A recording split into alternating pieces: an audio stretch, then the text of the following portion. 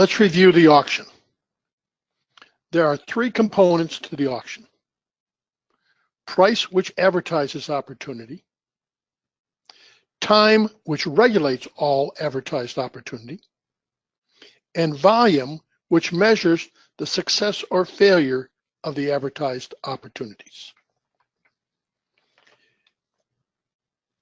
One of the things that will be most difficult to really gain an understanding of the educational program we're in will be the ability to focus on value, which we'll talk about in a minute, and not be focused on price.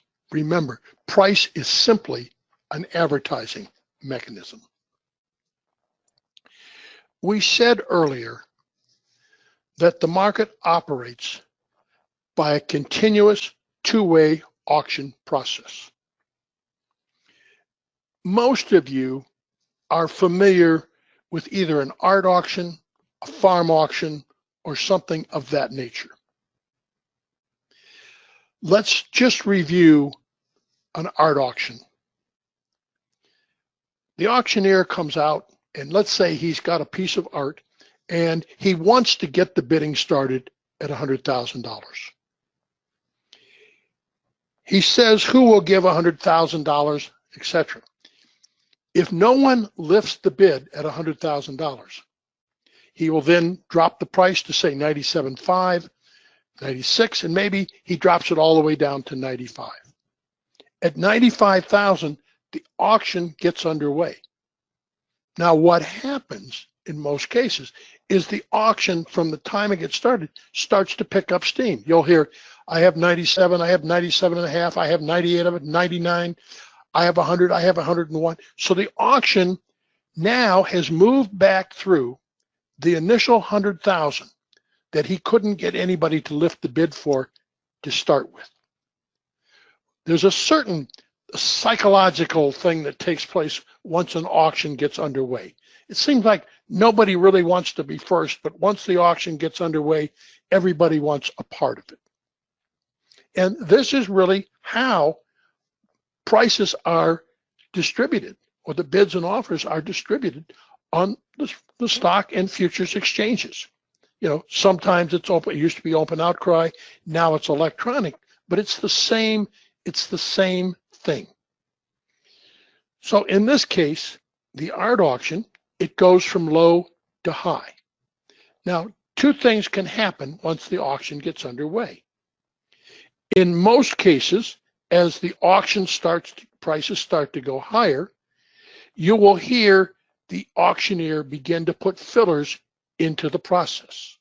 So he may get it 110,000 and it's going very slow, and he'll say, who will give 110,000 for this wonderful piece of art developed by so-and-so in the 1700s?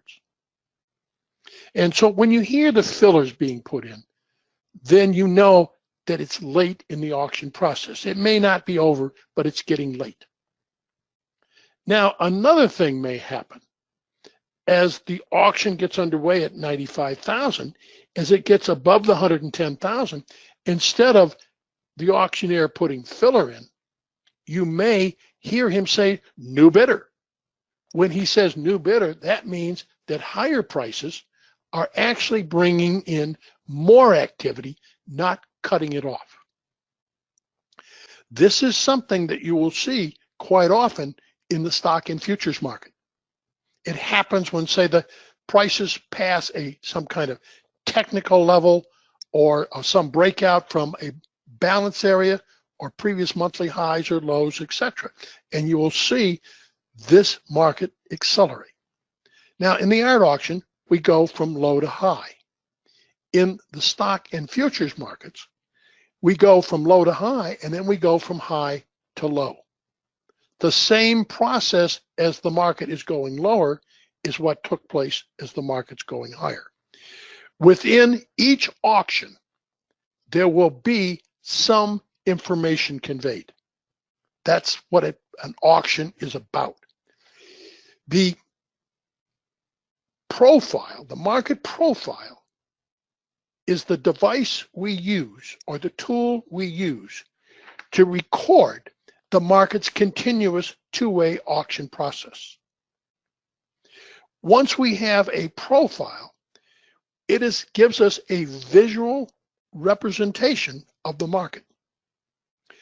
This market profile gives the market structure.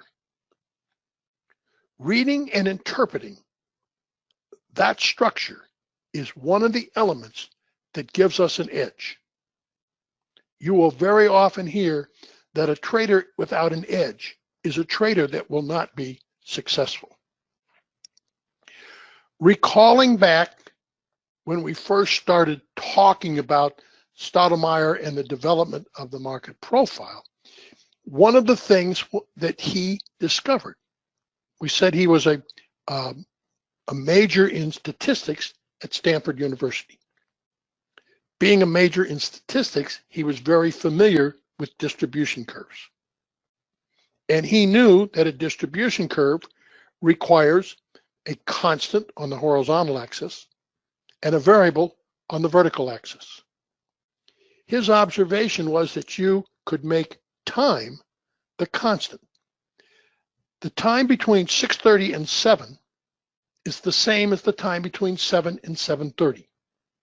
So by placing time the constant on the horizontal axis and comparing price the variable to the constant time, you now have a distribution curve, or you have a scientific method of comparing time and price. Let's take a look and see actually how we would mechanically record a profile on any particular day. You'll see at the top that we have 9:30 to 10 as our first period. We'll call it A period. It could be any letter you want. 10 to 10:30, again, equal time periods. And then it goes through until we find a market close at 1:30. So in A period, if prices hit a low of 27.71 and a high of 27.74, we would simply record A periods letters on the left-hand side of the sheet. B period then trades from 27.71.75 on the low to 27.73.50 on the high. Well, B is what we would call an inside period. So you can see we're one wide at the high and single prints on the bottom, and then two wide in the center. As we go on throughout the day, you'll see that we just continue to record the letters from left to right. In C period, when the market extends below the original low at 27.71, trading at 27.70.75 and 27.70.50, you'll see C period is now on the far left. We record the period from 11 to 11:30 in exactly the same manner. As the day goes on, we continue to mechanically record the 30-minute periods in this manner. This is a market profile. The market profile is really nothing mysterious. It is simply, you construct it by simply taking the high and low of the 30-minute bar periods. When you get done with the profile, you'll have on the left, I'm showing here, a market profile. On the right, we are looking at the normal distribution curve. Now, the profile that we see in stock and futures markets will rarely be a natural or normal curve. It will almost always vary. But the normal distribution is our starting point, so we can begin to organize the information and have some idea what the distribution throughout the day looks like. The next thing we do is we make a calculation, and we want to see where 70% of the day's trade took place. Where 70% of the day's trade took place, we refer to that as the value area. Important thing is here, we want to be able to distinguish between price and value. By distinguishing between price and value, Value helps us sort out some of the prices that were less significant on any particular day. The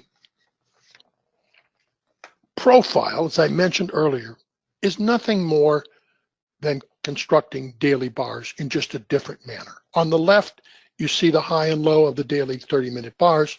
On the right, you see a profile.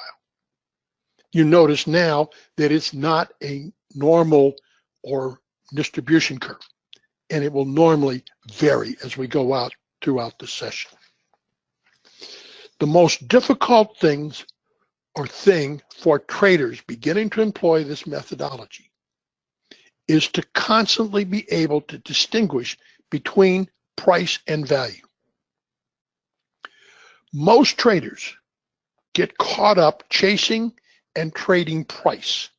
Remember, price is only an advertising mechanism. Our focus is on distinguishing the difference between price and value.